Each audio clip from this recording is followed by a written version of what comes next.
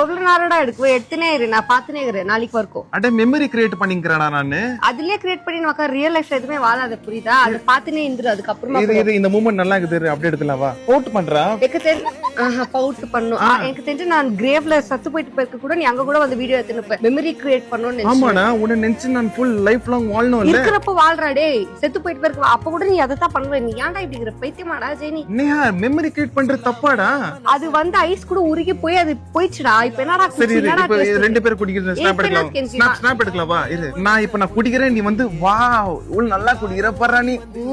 yummy அப்படி பண்ணு போதும் நான் பண்ணோம் பண்ணு ஆக்டிங் பண்ணுவோம் ஆக்டிங் பண்ணு வாவ் கேவலமா இருக்குது மூஞ்ச பார்த்தாலே எனக்கு காண்ட் ஆகுது